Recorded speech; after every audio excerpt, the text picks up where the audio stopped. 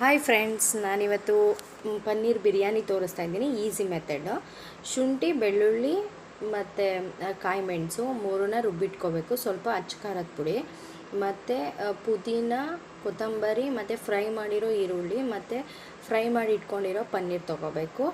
ಮತ್ತು ಆಲೂಗೆಡ್ಡೆ ಮತ್ತು ಕ್ಯಾರೆಟು, ಬೀನ್ಸ್ ಇದೆ ಬೀನ್ಸ್ ಹಾಕ್ಕೋಬೋದು, ಮತ್ತು ಕಾಬೂಲ್ ಕಡಲೆ ಮತ್ತು ಕಡಲೆಕಾಳು, ಗರಂ ಮಸಾಲ ಇದಿಷ್ಟು, ಮತ್ತು ಟೊಮೊಟೊ ನಿಮಗೆ ಎಷ್ಟು ಬೇಕು, ರೈಸ್ ಎಷ್ಟು ಮಾಡ್ತೀರಾ ಅಷ್ಟು. ನಾನಿಲ್ಲಿ 1 ಟೊಮೊಟೊ ಮಾತ್ರ ತೊಗೊಂಡಿದ್ದೀನಿ.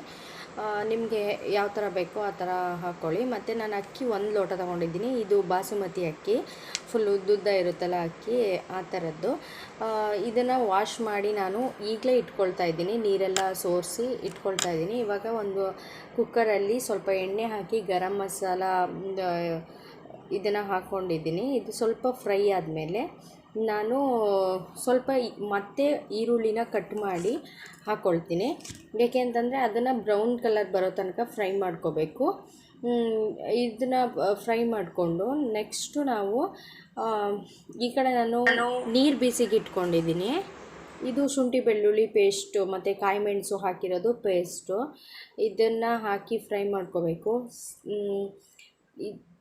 ಮತ್ತು ಕೊತ್ತಂಬರಿ, ಪುದೀನ ಸ್ವಲ್ಪ ಹಾಕ್ಕೊಳ್ತಾ ಇದ್ದೀನಿ. ನೋಡಿ, ಈ ಥರ ಮಾಡಿ ರೆಸ್ಟೋರೆಂಟ್ ಟೈಪೇ ಬರುತ್ತೆ, ತುಂಬ ಚೆನ್ನಾಗಿರುತ್ತೆ. ಇದಕ್ಕೆ ಟೊಮೊಟೊ ಹಾಕಿದ್ದೀನಿ. ಮತ್ತು ಏನೇನು ಕಟ್ ಮಾಡಿ ಇಟ್ಕೊಂಡಿರ್ತೀವಿ ತರಕಾರಿಗಳು ಎಲ್ಲ ಹಾಕ್ಕೋಬೇಕು.